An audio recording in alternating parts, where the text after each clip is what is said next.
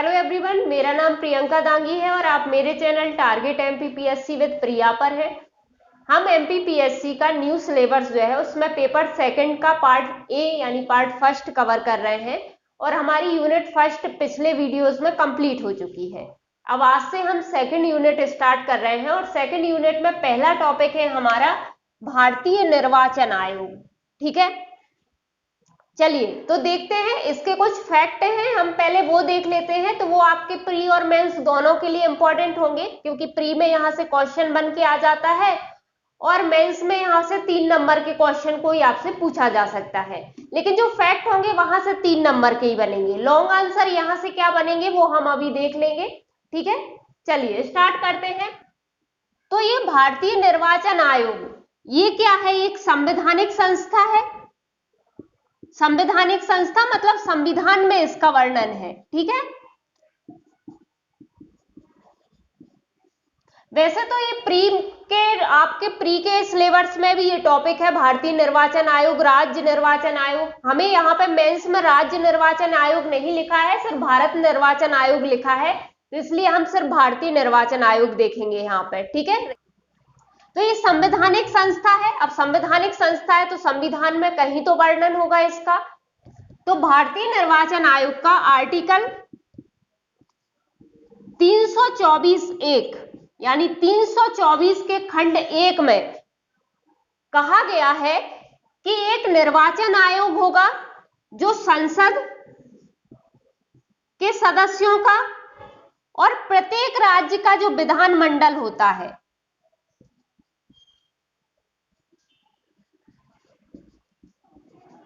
के विधानमंडल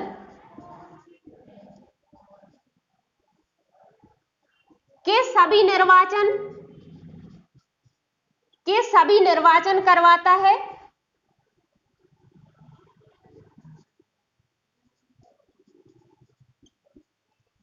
प्लस राष्ट्रपति और उपराष्ट्रपति का निर्वाचन करवाता है। ठीक है, तो यहां जगह कम थी इसलिए मैंने पूरा नहीं लिखा, आप यहां पे पूरा लिख लीजिए। ठीक है, मतलब संसद में जो निर्वाचन होते हैं संसद सदस्यों के, वो ये करवाता है भारतीय निर्वाचन आयोग, और प्रत्येक राज्य के विधानमंडल यानी हमारे यहाँ जो विधायक चुन के आते हैं उनके लिए भी यही करवाता है भारतीय निर्वाचन आयोग। जिसको नहीं पता है उसको मैं बता दूं कि जो राज्य निर्वाचन आयोग होता है वो सिर्फ पंचायत और नगरीय निकाय जो होते हैं उनका चुनाव करवाता है। यहाँ पे विधानमंडल के चुनाव राज्यों के विधानमंडल यानी विधानसभा, यदि किसी राज्य में विधान परिषद भी होगी तो विधानसभा विधान परिषद के चुनाव भी भारतीय निर्वाचन आयोग करवाता है। ठीक है, कि सभी निर्वाचन कराएगा, प्लस राष्ट्रपति और उपराष्ट्रपति के निर्वाचन भी यही करवाता है। ठीक है, तो इतना आप नोट कर लीजिए। आगे बढ़ते हैं। अभी हमने देखा कि आर्टिकल 324(1) में यानी उसके खंड 1 में क्या कहा गया था, एक निर्वाचन आयोग होगा और वो संसद, राज्य विधानमंडल और किसके, राष्ट्रपति और उपराष्ट्रपति के निर्वाचन कराएगा। अब इसी का आर्टिकल 324 का खंड 2 है ना, अनुच्छेद 324 का खंड 2 क्या कह रहा है कि एक तो हमें इसकी संरचना बता रहा है कि इसकी संरचना कैसी होगी, जो भारतीय निर्वाचन आयोग होगा उसकी संरचना कैसी होगी, और दूसरा बोला है कि इसकी नियुक्ति किस प्रकार होगी। ठीक है, तो संरचना के बारे में क्या बोला है कि निर्वाचन आयोग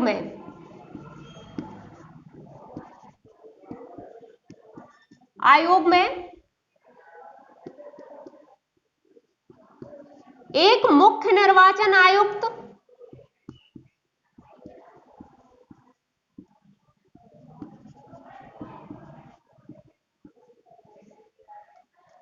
तथा उतनी संख्या में अन्य निर्वाचन आयुक्त होंगे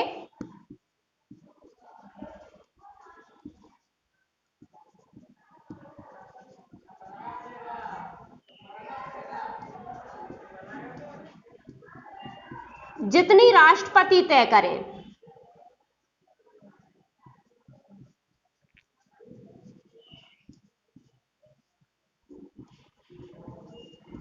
जितनी राष्ट्रपति तय करें।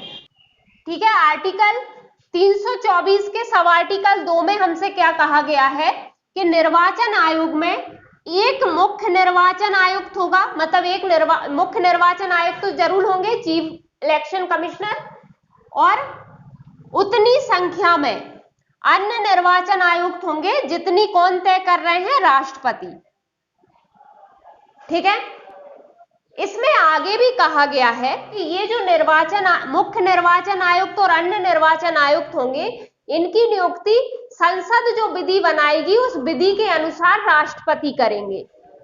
ठीक है, तो संविधान में तो हमसे कितना कह दिया था कि भाई एक तो मुख्य निर्वाचन आयुक्त जरूर होगा और फिर राष्ट्रपति को लगता है उतनी संख्या में वो अन्य निर्वाचन आयुक्त हो सकते हैं। तो जब स्टार्टिंग में जैसे ही संविधान लागू हुआ और ये आर्टिकल लागू हुआ और फिर निर्वाचन आयोग बना, तो सबसे पहले तो क्या हुआ कि ये एक सदस्यीय ही था, मतलब सिर्फ मुख्य निर्वाचन आयुक्त ही थे। ठीक है,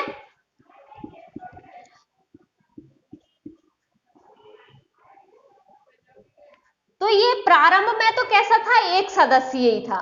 तो ये आप नोट करके एक साइड कहीं भी लिख लीजिए, कभी फैक्ट में आपसे कहीं पूछ लिया जाए तो वैसे इंपॉर्टेंट नहीं है अभी कितने सदस्य हैं, हम सिर्फ वो देख लेंगे, है ना। तो मूलतः तो ये कितने सदस्य थे, इसमें तो एक ही सदस्य था, यानी सिर्फ मुख्य निर्वाचन आयुक्त होते थे। ठीक है, 1989 में क्या करा कि इसे 3 सदस्यीय बना दिया।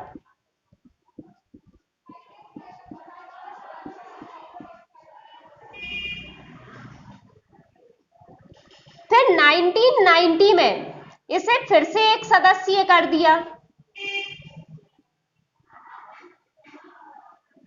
अब इसके बाद 1 अक्टूबर 1993 से ये 3 सदस्यीय है, यानी एक मुख्य निर्वाचन आयुक्त होते हैं इसमें और 2 अन्य निर्वाचन आयुक्त होते हैं। ठीक है, तो ये इस तरह से था। आप अभी का ध्यान रखना, मेन तो आपका अभी का पता होना चाहिए। तो यदि आपको कभी संरचना जैसे आपको पूरा 200 शब्द में लिखने आ गया कि निर्वाचन आयोग क्या है, उसके कार्य बताइए, तो आपको पता होना चाहिए कि भाई अभी 3 सदस्यीय है, एक मुख्य निर्वाचन आयुक्त होते हैं, है ना, और 2 अन्य निर्वाचन आयुक्त होते हैं। ठीक है, तो यदि आप वहां उनकी संरचना मेंशन कर रहे हो यानी या फिर 3 नंबर में संरचना पूछ ली, तो उसके लिए आपका वर्तमान में आपका पता होना चाहिए। और एक आप स्टार्टिंग का भी याद रख लेना कि मूलतः ये स्टार्टिंग में कितने थे, एक सदस्य ही था। ये तो बहुत ही रेयर है, यदि याद रह जाए तो ठीक है, बाकी कोई बात नहीं है ना। चलिए आगे बढ़ते हैं। इसके खंड 3 में कुछ ज्यादा कुछ खास कहा नहीं गया है। जैसे कि मैं पिछली वीडियो में कह चुकी हूं कि खंड सहित चीजें आपको याद करने की जरूरत नहीं है, आपके नोट्स में स्पष्टता रहे इसलिए मैं खंड सहित करवा देती हूं। ठीक है, तो आपको हर खंड याद करने की जरूरत नहीं है, बस आप ये याद रखना कि उनके बारे में प्रावधान क्या क्या किए गए हैं। ठीक, इसमें ये कहा गया है कि यदि पहले तो देखो हमने क्या देखा कि स्टार्टिंग में तो क्या था कि सिर्फ एक सदस्यीय निर्वाचन आयोग था। तो जब एक सदस्यीय था तब तो कोई बात नहीं, भाई वो ही है, चाहे आप उसे अध्यक्ष मान लो चाहे सदस्य मान लो। लेकिन इसके खंड 3 में क्या कहा गया है कि यदि अन्य निर्वाचन आयुक्त यदि नियुक्त होते हैं तो जो मुख्य निर्वाचन आयुक्त होगा वो अध्यक्ष माना जाएगा।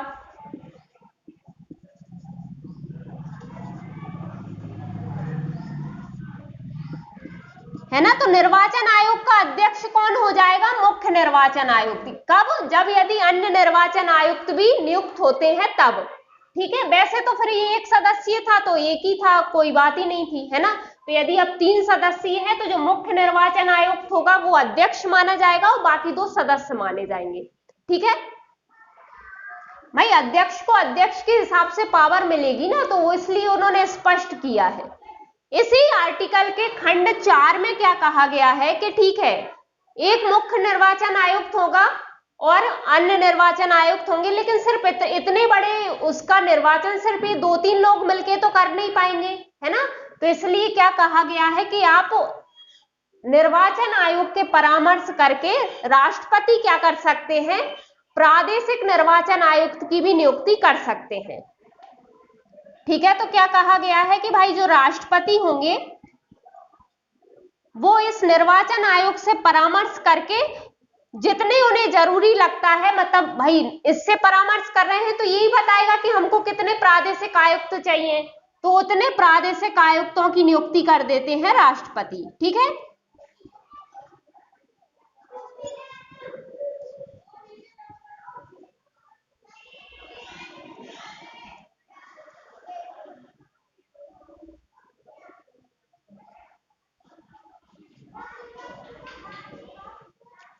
तो खंड 4 में प्रादेशिक आयुक्तों की नियुक्ति है,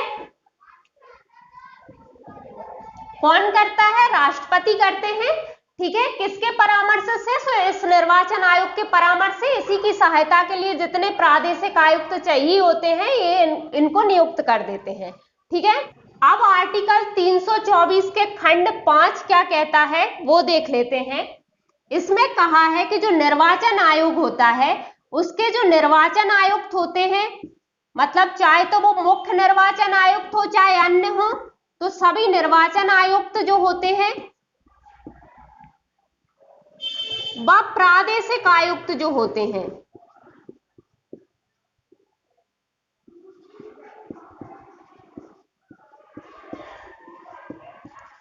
की सेवा शर्तें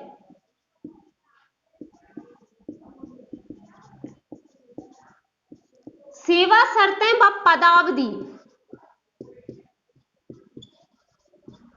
पदावधि वही होगी जो राष्ट्रपति निर्धारित करें, है ना।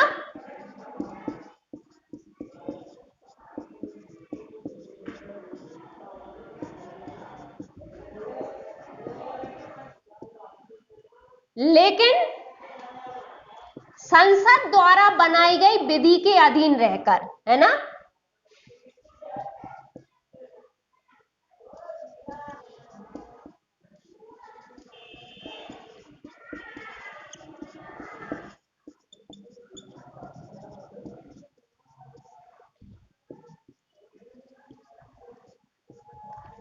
ठीक है, तो निर्वाचन आयुक्त जितने भी होंगे और प्रादेशिक आयुक्त जितने भी होंगे उनकी सेवा शर्तें भी और उनकी पदावधि भी कौन तय करते हैं? राष्ट्रपति तय करते हैं, लेकिन कैसे? संसद द्वारा बनाई गई विधि के अधीन रहकर। ठीक है, तो भाई राष्ट्रपति तो तय कर रहे हैं लेकिन इसके लिए विधि कौन बना रही है? संसद। ठीक है, तो आप इतना नोट कर लीजिए, फिर आगे समझते हैं। अभी ये आर्टिकल खत्म नहीं हुआ है ना, ये खंड खत्म नहीं हुआ है, इसी में और आगे और बातें भी हैं, तो हम देखते चलते हैं यहाँ पे। अब वहां तक वो लाइनें आप छोड़ दीजिए और साइड में कोई बॉक्स बना के अलग से लिखिए इस चीज को, है ना। अब हमसे क्या कहा है? अब संविधान में क्या कहा है कि राष्ट्रपति तो तय करेंगे, लेकिन किस प्रकार करेंगे? तो संसद जो विधि बनाएगी उसके अधीन रहकर। ठीक है, तो संसद ने इसके लिए विधि बनाई। कौन सी विधि बनाई? निर्वाचन आयुक्त अधिनियम 1991। संसद ने ये विधि बना दी, है ना। तो इसमें बहुत सारी चीजें हैं भाई, इनकी सारी सेवा शर्तें हैं जो निर्वाचन आयुक्त है उनकी, क्योंकि वो तो पूरा अधिनियम है तो उसमें तो बहुत सारी चीजें हैं, लेकिन हमारे लिए क्या काम का निकल के आता है हम वो देख लेते हैं। तो एक तो इसमें बोला कि पदावधि, बोला था कि भाई पदावधि तय करेंगे, तो पदावधि कितनी होती है इनकी? पदावधि होती है 6 वर्ष या 65 वर्ष की आयु, यानी या तो उनके कार्यकाल को 6 वर्ष हो गए हैं या 65 वर्ष की उनकी आयु हो गई है। तो ठीक है, इसी में आगे कहा है कि त्याग पत्र किसको देंगे? प्रादेशिक आयुक्त तो बहुत सारे होते हैं तो उनके बारे में ज्यादा जानने की हमको जरूरत नहीं है, हम यहाँ चूंकि ये 3 है निर्वाचन आयोग और मुख्य निर्वाचन आयोग, तो हम उनका देख लेते हैं। तो त्याग पत्र किसको देते हैं? राष्ट्रपति को। ठीक है, सेवा शर्तें हैं इस अधिनियम में, तो इसी में कहा है कि इनको वेतन किस प्रकार मिलेगा, तो वेतन इन तीनों को किस प्रकार मिलता है?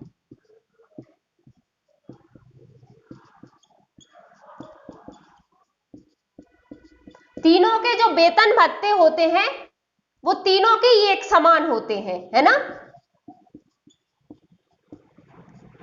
और ये होते किस प्रकार हैं, तो जो सुप्रीम कोर्ट का न्यायाधीश होता है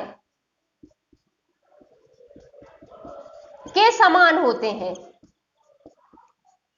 है ना। मतलब सुप्रीम कोर्ट के न्यायाधीश को जितने वेतन भत्ते मिलते हैं उतने ही वेतन भत्ते इन तीनों को भी मिलते हैं, ये कहा गया है इस अधिनियम में, ठीक है। अच्छा, यहाँ सुप्रीम कोर्ट का न्यायाधीश लिखा है तो अन्य न्यायाधीश की बात कर रहे हैं, सुप्रीम कोर्ट के मुख्य न्यायाधीश की बात नहीं कर रहे हैं, ठीक है। तो अन्य न्यायाधीशों को जितना, सुप्रीम कोर्ट के अन्य न्यायाधीशों को जितना वेतन मिलता है उतना ही इनको मिलता है, ठीक है। चलिए आगे बढ़ते हैं। तो ये सब तो आपने लिख लिया होगा कि संसद ने विधि बनाई और जो संविधान में नहीं है वो चीजें इन्होंने यहाँ पे निर्धारित कर दी है कि भाई संसद ने विधि बना के कि इस हिसाब से होगा, है ना। ताकि क्या हो कि चूंकि कार्यपालिका के परामर्श पे काम करता है राष्ट्रपति, तो बार बार कार्यपालिका इनमें हस्तक्षेप ना करे, है ना, तो ताकि वो लोग स्वतंत्र रूप से काम कर सके, ठीक है। तो वो चीज है।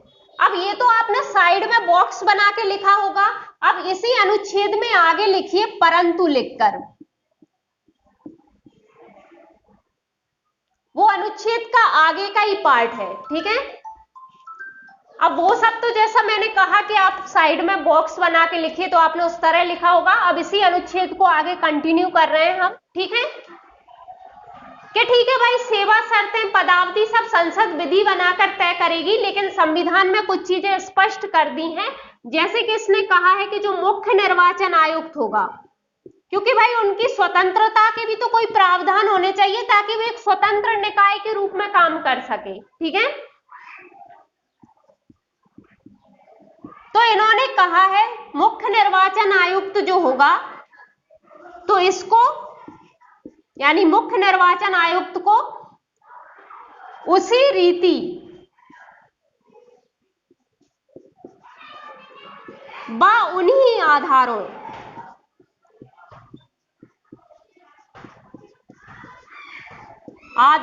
पर हटाया जाएगा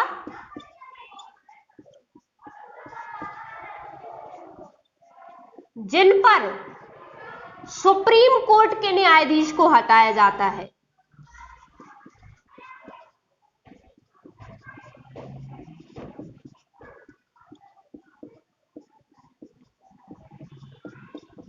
ठीक है, तो रीति क्या होगी, ये हमने जब सुप्रीम कोर्ट के न्यायाधीशों को हटाने की प्रक्रिया देखी थी तब हम देख चुके हैं।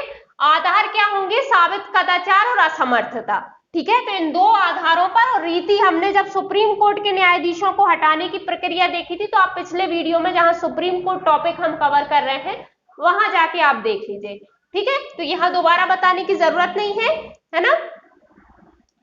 इसमें एक ये चीज कही गई है कि ठीक है, इनको हटाया कैसे जाएगा, सुप्रीम कोर्ट के न्यायाधीश के समान। किसको, मुख्य निर्वाचन आयुक्त को, ठीक है। इन्होंने अन्य निर्वाचन आयुक्त के बारे में अभी नहीं कहा, उसके बारे में भी कहा है, पर क्या कहा है ये हम अभी देखेंगे। अभी हम सिर्फ किसकी बात कर रहे हैं, मुख्य निर्वाचन आयुक्त की, ठीक है।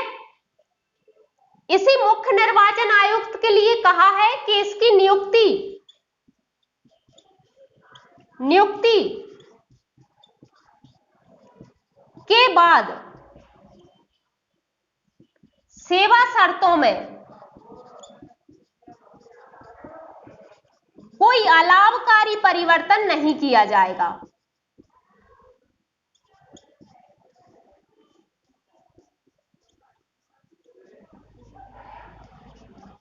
ठीक है, यहां जगह नहीं है, आप अच्छे से लिख लीजिए।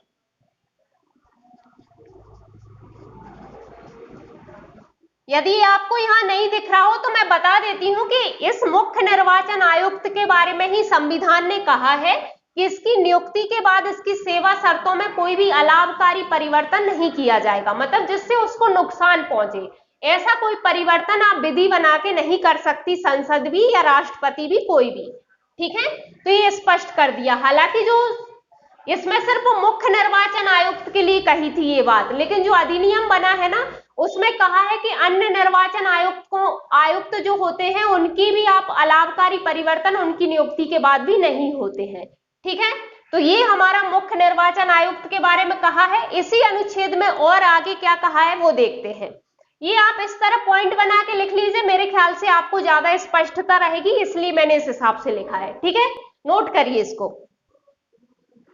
ठीक है, हमने मुख्य निर्वाचन आयुक्त के बारे में देख लिया। अब यहां पे कहा है कि जो अन्य निर्वाचन आयुक्त होंगे,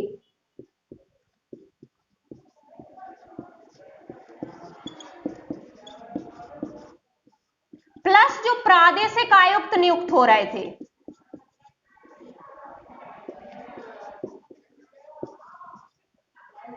उनको किस प्रकार हटाया जाएगा। तो हमने देखा था कि राष्ट्रपति मुख्य निर्वाचन आयुक्त को तो जिस प्रकार से सुप्रीम कोर्ट का न्यायाधीश हटता है उस हिसाब से हटा रहे थे, और अन्य निर्वाचन आयुक्त जो है और जो प्रादेशिक आयुक्त हैं उनको किस प्रकार हटाते हैं कि भाई इनको कैसे हटाओगे, मुख्य निर्वाचन आयुक्त जो होगा उसकी सिफारिश पर। यदि ये मुख्य निर्वाचन आयुक्त किसी को हटाने की सिफारिश करता है तो राष्ट्रपति उसको हटा सकते हैं। ठीक है,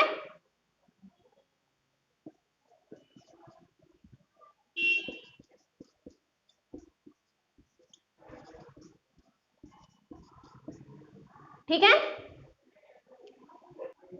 इसी का अगला खंड और क्या कहता है हम वो और देख लेते हैं। ज्यादातर हमारे इनके बारे में जो प्रावधान थे वो अब यहां कवर हो गए हैं।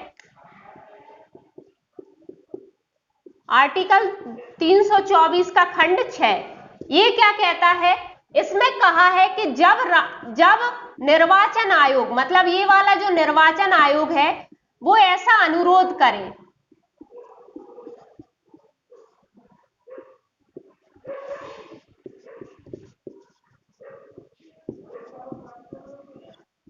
तब राष्ट्रपति या किसी राज्य का राज्यपाल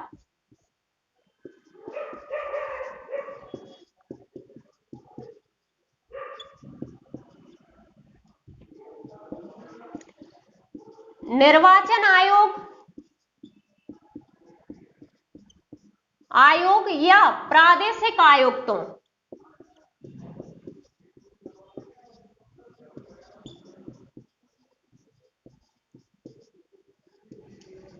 को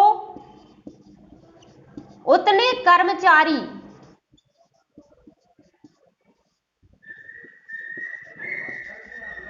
उपलब्ध कराएगा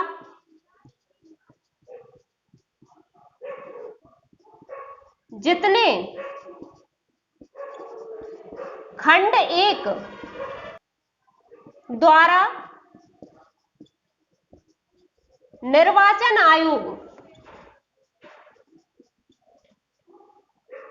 को सौंपे गए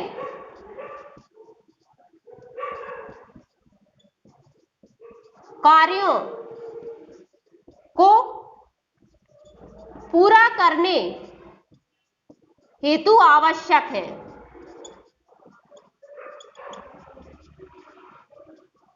ठीक है, तो इसमें खंड 6 में क्या कहा है कि जो निर्वाचन आयोग है उसे खंड 1 में जो काम सौंपे गए हैं, भाई संसद के लिए चुनाव करवाएंगे, चुनाव की जो भी सारी चीजें रहेंगी वो करवाएंगे, है ना, प्रत्येक राज्य विधानमंडल के चुनाव करवाएंगे और राष्ट्रपति और उपराष्ट्रपति के निर्वाचन करवाएंगे। ठीक है, तो इस खंड 1 में जो भी उनको काम दिए गए हैं उन कामों को पूरा करने के लिए यदि प्रादेशिक आयुक्त तो निर्वाचन आयोग को जितने भी कर्मचारी चाहिए वो अनुरोध कर सकता है निर्वाचन आयोग किससे, या तो राष्ट्रपति से कर लेगा या राज्यपाल से। यदि राज्य विधानमंडल के चुनाव चल रहे हैं तो राज्यपाल से कर लेंगे। ठीक है, तो वो राष्ट्रपति या किसी राज्य के राज्यपाल से ऐसा अनुरोध करके उन्हें कर्मचारी वो उपलब्ध कराएंगे। ठीक है, तो अनुच्छेद 324 में हमारे निर्वाचन आयोग के बारे में जो थी हमने सारी चीजें देख ली हैं। तो ये तो हमने देख ली है कि भारतीय निर्वाचन आयोग के संबंध में संविधान में क्या क्या प्रावधान है। ठीक है, तो संविधान में अनुच्छेद 124(1) में कह दिया कि भाई एक निर्वाचन आयोग होगा जो संसद, राज्य विधानमंडल, राष्ट्रपति और उपराष्ट्रपति के चुनाव करवाएगा। लेकिन इसके लिए हमारे यहाँ स्थापना कब हुई उसकी, निर्वाचन आयोग की, तो स्थापना हो गई थी 25 जनवरी 1950। ठीक है, इसका हेडक्वार्टर कहां पे है? तो नई दिल्ली में। ये कुछ फैक्ट है इसके, ये आप लिख लीजिए साइड में कहीं भी, ठीक है। तो स्थापना कब हुई? 25 जनवरी 1950 में। मुख्यालय कहां पे है? नई दिल्ली में। वो हम देख ही चुके हैं कि जो पहला निर्वाचन आयोग था वो कैसा था? एक सदस्यीय था, ठीक है। तो प्रथम मुख्य निर्वाचन आयुक्त कौन थे?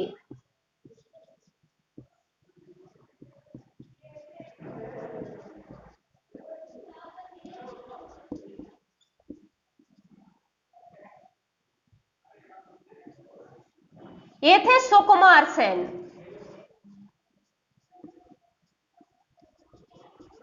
ठीक है। वर्तमान में कौन है मुख्य निर्वाचन आयुक्त? तो ये 24वें हैं अभी जो वर्तमान में है। इनका नाम है सुशील चंद्रा। आप जब भी इस वीडियो को देखो या जब भी आप कोई भी एग्जाम दो तो उस टाइम आप गूगल करके अपडेट रहना कि उस टाइम पे कोई बदल तो नहीं गए, है ना। तो ये 24 में है अभी फिलहाल जब मैं पढ़ा रही हूं दिसंबर 2021 में, तो ये सुशील चंद्रा है, ठीक है। इतना लिख लीजिए। प्रथम महिला मुख्य निर्वाचन आयुक्त कौन बनी थी?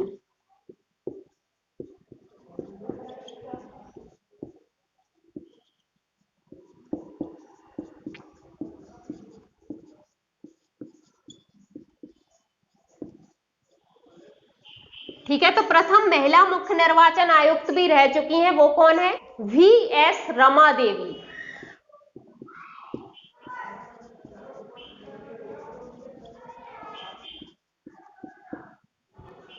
ठीक है, VS रमा देवी पहली महिला मुख्य निर्वाचन आयुक्त थी, ठीक है। तो ये भी आप याद रखना, ये भी इंपॉर्टेंट फैक्ट है स्पेशली प्री वालों के लिए। अच्छा, निर्वाचन आयोग बन गया था तो इसने प्रथम निर्वाचन कब करवाए थे, यानी प्रथम चुनाव इसने कब करवाए थे? और इस टाइप का क्वेश्चन आ चुका है पीएससी में कि पहले आम चुनाव कब हुए थे। तो 1951 52 में हुए थे, है ना। ये पीएससी का कोई सी भी ईयर का देख लेना, ये पीएससी एमपीपीएससी का क्वेश्चन है कि पहले आम चुनाव कब हुए थे, ठीक है। अब यहां से जो हमारे फैक्ट कवर होने थे वो सारे हो गए। हमारा टॉपिक चल रहा है भारतीय निर्वाचन आयोग, हम यहां से जो भी फैक्ट कवर कर सकते थे वो सारे फैक्ट हमने कवर किए हैं, जो आपके प्री के लिए भी इंपॉर्टेंट है और मेंस में 3 नंबर में कोई भी चीज पूछी जा सकती है, तो आपका वो फैक्ट सारे आपको क्लियर होने चाहिए। अब यहां से लॉन्ग आंसर इस टॉपिक से क्या बन सकते हैं मेंस में, हम वो देख लेते हैं। तो एक क्वेश्चन हमारा बन सकता है भारतीय निर्वाचन आयोग की स्वतंत्रता या निष्पक्षता संबंधित प्रावधान, ठीक है। वो ऐसे कौन से संविधान में ऐसे कौन से प्रावधान किए हैं जो उसे स्वतंत्र निकाय के रूप में काम करने के लिए दिए गए हैं, ठीक है। और एक बनता है कि भारतीय निर्वाचन आयोग के कार्य या शक्तियां आपसे पूछी जा सकती हैं, ठीक है। तो संविधान में तो ऐसे 3 ही प्रावधान है जो इसकी निष्पक्षता संबंधी दिए गए हैं, ठीक है। तो ये हम 50 शब्द के हिसाब से इसको तैयार कर लेंगे और इसे हम 200 शब्द के हिसाब से, यानी लॉन्ग आंसर जो 200 शब्द में आएगा उसके हिसाब से तैयार करेंगे, ठीक है। चलिए आगे बढ़ते हैं। तो पहला आंसर हम देखते हैं कि इसकी निष्पक्षता और स्वतंत्रता संबंधी संविधान में क्या प्रावधान दिए हैं, ठीक है। तो इसकी निष्पक्षता या स्वतंत्रता संबंधी प्रावधान क्या क्या है? पहला है मुख्य निर्वाचन आयुक्त को उसी रीति और उन्हीं आधारों पर हटाया जाता है जिन पर सुप्रीम कोर्ट के न्यायाधीश को हटाया जाता है। मतलब सुप्रीम कोर्ट का न्यायाधीश जिस रीति से और जिन आधारों पर हटाया जाएगा उन्हीं आधारों पर और उसी रीति से कौन हटाया जाता है? मुख्य निर्वाचन आयुक्त। ये संविधान में कहा गया है। इनको हटाने की काफी जटिल प्रक्रिया होती है, जब हम सुप्रीम कोर्ट पढ़ रहे थे तब हमने पढ़ा था, तो आप वहां जाके उन वीडियो में जाके देख लीजिए, ठीक है। अगला पॉइंट है, अगला क्या प्रावधान है इनकी स्वतंत्रता का? तो नियुक्ति के बाद सेवा शर्तों में कोई अलाभकारी परिवर्तन नहीं किया जा सकता। लेकिन संविधान में वैसे तो तीनों की में ही नहीं किया जाता, तीनों मतलब मुख्य निर्वाचन आयुक्त और अन्य 2 निर्वाचन आयुक्त जो अभी वर्तमान में है, तीनों में ही नहीं किया जाता, लेकिन संविधान में हमसे सिर्फ मुख्य निर्वाचन आयुक्त की कहा गया है। तो चाहे आप यहां पे लिख लीजिए कि मुख्य निर्वाचन आयुक्त की नियुक्ति के बाद उसकी सेवा शर्तों में कोई अलाभकारी परिवर्तन नहीं किया जाता। आप यहाँ पे लिख लीजिए, मैं लिखना भूल गई हूँ, ठीक है। अन्य निर्वाचन आयुक्तों और प्रादेशिक आयुक्त जो भी होते हैं उनको कैसे हटाया जाता है? मुख्य निर्वाचन आयुक्त की सिफारिश पर ही हटाया जाएगा, अन्यथा नहीं, है ना। तो उनको भी कैसे हटाया जाएगा? इनकी नियुक्ति भले राष्ट्रपति कर रहे थे, लेकिन ये राष्ट्रपति के पश्चात पर्यंत पद धारण नहीं करते, ये इनकी स्वतंत्रता संबंधी प्रावधान है, ठीक है। तो इनको हटाया, जो अन्य निर्वाचन आयुक्त और प्रादेशिक आयुक्त जो होते हैं उनको कैसे हटाया जाता है? मुख्य निर्वाचन आयुक्त की सिफारिश पर, ठीक है। तो संविधान में हमारे पास ये तीन ही प्रावधान है, ये तीन इनके स्वतंत्रता संबंधी प्रावधान है। ये हमारे 50 शब्द के हिसाब से आंसर आ सकता है। यदि मान लीजिए एक आध क्वेश्चन आपके सामने कुछ इस तरह से आ गया कि भारतीय निर्वाचन आयोग जो है वो एक स्वतंत्र निकाय के रूप में नहीं है, या संविधान में इसमें पर्याप्त प्रावधान इस संबंध में नहीं किए हैं, तो वो बताइए। तो यदि हम इसके दोष लिखेंगे कि इनकी स्वतंत्रता संबंधी जो प्रावधान है उनमें दोष क्या क्या है, तो दोष के बारे में हम क्या देख लेंगे कि एक तो यही आ जाएगा कि इनका कार्यकाल निर्धारित नहीं किया है, संविधान में इनका कार्यकाल नहीं है। संसद को विधि बनाने के लिए कहा था तो उसने बनाई है, लेकिन संविधान में नहीं है। दूसरी, इनकी योग्यता भी निर्धारित नहीं की कि भाई ये व्यक्ति ही कौन बन सकते हैं, भारतीय निर्वाचन आयोग के आयुक्त या मुख्य आयुक्त बन सकते हैं, तो इनकी योग्यता भी निर्धारित नहीं है, ठीक है। तीसरा क्या नहीं है कि ये भी नहीं कहा गया है कि जब ये यहां से रिटायर होंगे तो वो किसी अन्य नियोजन में नहीं लग सकते। भाई इससे क्या होगा कि वो सरकार के हित में काम कर सकते हैं ना, कि सरकार के हित में हम काम करेंगे तो हो सकता है हमें और कहीं नियुक्ति मिल जाए, ठीक है। तो इस तरह से वो पक्षपात धारण कर सकते हैं, तो ये हम उनकी आलोचना या उनके दोषों में लिख सकते हैं, ठीक है। अब अगला क्वेश्चन हम करते हैं, उसके कार्य देखते हैं भारतीय निर्वाचन आयोग के, या उनको शक्तियां कह सकते हैं कि क्या क्या शक्तियां प्राप्त हैं। भाई जो शक्तियां प्राप्त हैं वही तो कार्य करेगा वो, ठीक है। चलिए, तो एक ही चीज है कार्य या शक्तियां। चलिए आगे बढ़ते हैं, ये नोट कर लीजिए आप लोग। अब देखते हैं कि जो भारतीय निर्वाचन आयोग है उसके कार्य या शक्तियां क्या क्या हैं, ठीक है। तो कार्य या शक्तियां क्या है? पहला है संसद के परिसीमन आयोग अधिनियम। आप पूरा लिखना है, यहाँ पे कोई भी शब्द आप नोट्स में शॉर्ट मत लिखा करिए, ठीक है। और वहां मेंस में भी ध्यान रखना कि मेंस में भी आप शॉर्ट वर्ड लिख के नहीं आना है, ठीक है।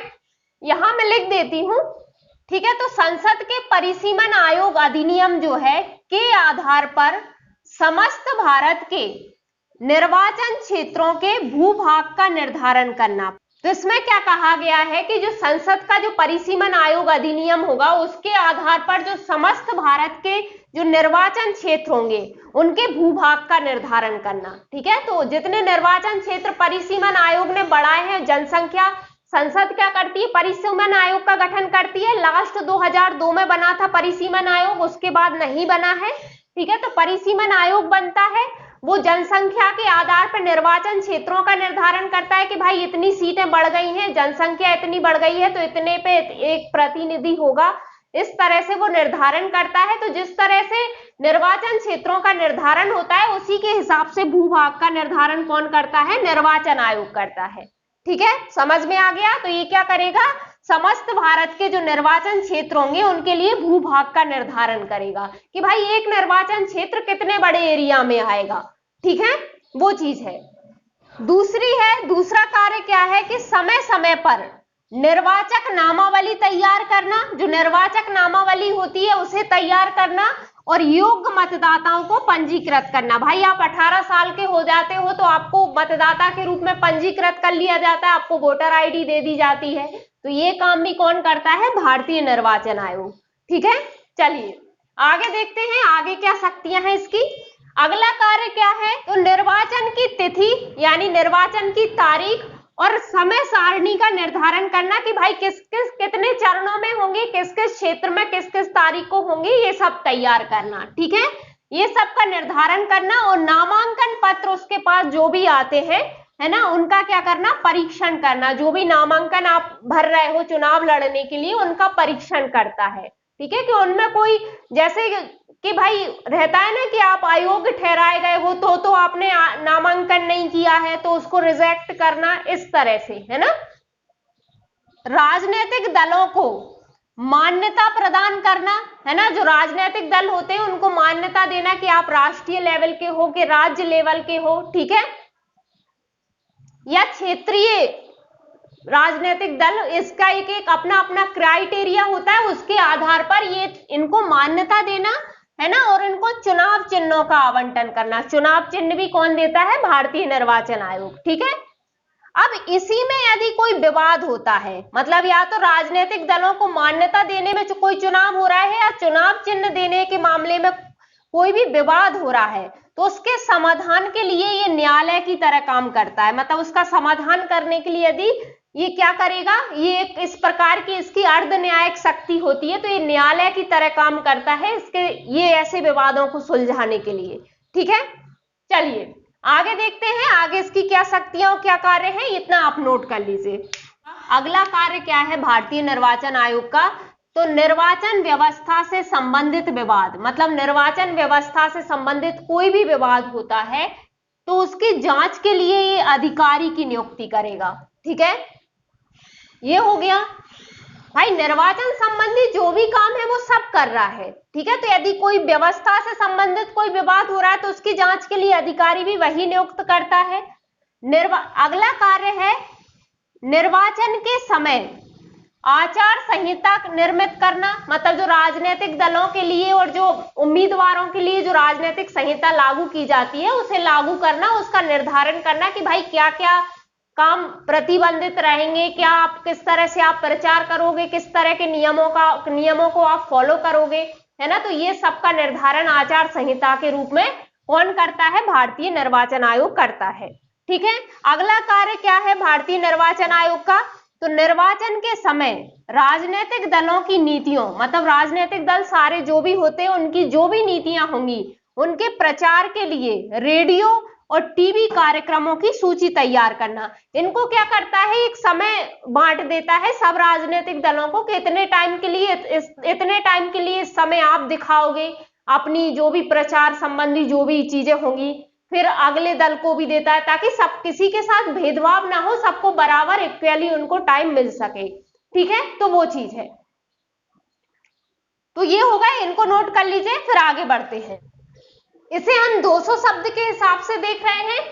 यदि 50 शब्द में आए तो आप इनके कुछ पॉइंट उठा के जितने 50 शब्द में आंसर आ जाए उतने पॉइंट लिख देना। और यदि 3 नंबर में आता है कि इसके कार्य लिखिए भारतीय निर्वाचन आयोग के, तो जो हमने अनुच्छेद में देखा था ना शॉर्ट में कि ये क्या करता है, तो ये क्या करता है? संसद के, प्रत्येक राज्य विधानमंडल के और राष्ट्रपति और उपराष्ट्रपति के चुनाव कराता है। बस इतना सा लिखना है 3 नंबर में, ठीक है। उन्हीं को हमने आगे डिटेल लिख दी कि भाई चुनाव संबंधी जो जो कार्य होते हैं वो सब करता है, ठीक है, लेकिन इन शॉर्ट वो चुनाव करवाता है, ठीक है। चलिए आगे बढ़ते हैं। संसद सदस्यों की निर्भरता से संबंधित मामलों पर राष्ट्रपति को सलाह देना, ठीक है। भाई संसद सदस्य, यदि कोई भी संसद सदस्य अयोग्य होता है तो उसको राष्ट्रपति उसे अयोग्य ठहराता है। किसकी सलाह पर? भारतीय निर्वाचन आयोग की सलाह पर, ठीक है। तो वही चीज कही गई है। अगला कार्य है रिगिंग, यानी चुनाव में यदि कोई भी धांधली हुई है तो वो, है ना। बूथ कैप्चरिंग, यानी बूथ पर यदि किसी दल ने या किसी व्यक्ति ने कब्जा कर लिया है और वहां वो जबरदस्ती अपने पक्ष में वोट डलवा रहा है, इस टाइप से, है ना। तो बूथ कैप्चरिंग, वहां पे कोई हिंसा वगैरह हुई है या चुनाव क्षेत्र में कोई अन्य अनियमितताएं यदि कोई हुई है तो उनके आधार पर चुनाव रद्द करना, ठीक है। यानी रेगिंग, बूथ कैप्चरिंग या फिर हिंसा या कोई और भी अनियमितता वहां पे हुई है तो उस आधार पर ये निर्वाचन रद्द कर देता है। कौन? भारतीय निर्वाचन आयोग, ठीक है। अगला कार्य है निर्वाचन कराने के लिए आवश्यक कर्मचारी, ठीक है। तो जो निर्वाचन कार्य वो कर रहा है उसके लिए हमने संविधान में जब हम प्रावधान देख रहे थे तभी हमने देख लिया था कि उसको यदि और अधिकारी चाहिए होते हैं तो वो किससे मांग लेता है, राष्ट्रपति से या किसी राज्य के राज्यपाल से। यदि उस राज्य में हो रहा है तो उसी राज्य के राज्यपाल से मांग लेगा। ठीक है, तो वही चीज यहाँ कही गई है उसके कार्यों में या शक्ति में कि निर्वाचन कराने के लिए आवश्यक कर्मचारियों को उपलब्ध कराने हेतु राष्ट्रपति या किसी राज्यपाल से अनुरोध करना, ये उसका काम है। ठीक है, चलिए आगे इसके 2-3 पॉइंट और हैं, वो और देख लेते हैं। अगला कार्य क्या है, पूरे भारत में निष्पक्ष और स्वतंत्र चुनाव कराने के लिए निर्वाचन तंत्र जो भी होगा उसका पर्यवेक्षण करना। तो इसका काम क्या है कि पूरा निर्वाचन तंत्र जो काम कर रहा है निर्वाचन कराने के लिए, ताकि स्वतंत्र और निष्पक्ष निर्वाचन हो सके, तो उनका पर्यवेक्षण कौन करता है, भारतीय निर्वाचन आयोग। ठीक है, अगला क्या है, अगला काम राष्ट्रपति को सलाह देना कि राष्ट्रपति शासन वाले राज्य, मतलब किसी राज्य में क्या राष्ट्रपति शासन लागू है, तो उस राज्य में 1 वर्ष समाप्त होने के पर मतलब 1 वर्ष वहां पे राष्ट्रपति शासन लगे हुए समाप्त हो गया, तो वहां निर्वाचन कराए जा सकते हैं या नहीं कराए जा सकते, ये उसको क्या सलाह देना, किसको, राष्ट्रपति को। ठीक है भाई, है क्या ये चीज, जब आपने राष्ट्रपति शासन पढ़ा होगा तो आपने देखा होगा कि 44वें संविधान संशोधन के बाद क्या कर दिया है कि यदि संसद अनुमोदित कर देती है राष्ट्रपति शासन को तो वो 6 महीने तक लागू रहता है और हर 6 महीने में फिर संसद को उसे पुनः स्वीकृति देनी पड़ती है ना। लेकिन वो 3 साल से ज्यादा तक लागू नहीं रह सकता राष्ट्रपति शासन। भाई ऐसे तो राज्यों की स्वतंत्रता का हनन हो जाएगा ना यदि केंद्र राष्ट्रपति शासन ही लागू करके रखे तो, है ना। तो इसलिए 3 साल से ज्यादा तक लागू नहीं रह सकता। और 44वें संविधान संशोधन में कर दिया है कि यदि आपको 1 साल के बाद लागू रखना है तो उसके 2 आधार हो सकते हैं, या तो भारत में या भारत के किसी क्षेत्र में क्या लगा हो, राष्ट्रीय आपातकाल लगा हो, तो आप उस राज्य पे क्या कर सकते हो, राष्ट्रपति शासन लगा के रख सकते हो, उसमें चुनाव नहीं करवाओगे आप। ठीक है, या फिर निर्वाचन आयोग ये प्रमाण पत्र दे दे कि उस राज्य की विधानसभा में चुनाव करवाना अभी संभव नहीं है ना, तो भी आप 1 साल के बाद उसे राष्ट्रपति शासन को लागू रख सकते हो। तो यहाँ यही कहा गया है कि वो राष्ट्रपति को सलाह देता है कि राष्ट्रपति शासन किसी राज्य में लागू है, वहां वो 1 साल यदि समाप्त हो गया और आगे उसको जारी रखना है तो वो वहां पे चुनाव कराए जा सकते हैं या नहीं कराए जा सकते, ये सलाह देता है, प्रमाण पत्र देता है कौन, भारतीय निर्वाचन आयोग। ठीक है, तो यही है 13 पॉइंट है। आई थिंक बहुत है, ये बहुत ज्यादा हो गए हैं, आपके जितने भी 200 शब्दों में आ जाए आप लिख लीजिए। ठीक है, मेरा काम यहाँ पे सभी चीजें बताना था तो मैंने वो बता दी, है ना। थैंक यू सो मच ये वीडियो देखने के लिए, आई होप आपके लिए हेल्पफुल है। और यदि आपको वीडियो अच्छी लगी है तो प्लीज इसे लाइक कीजिए, शेयर कीजिए और चैनल को सब्सक्राइब कीजिए। Thank you so much.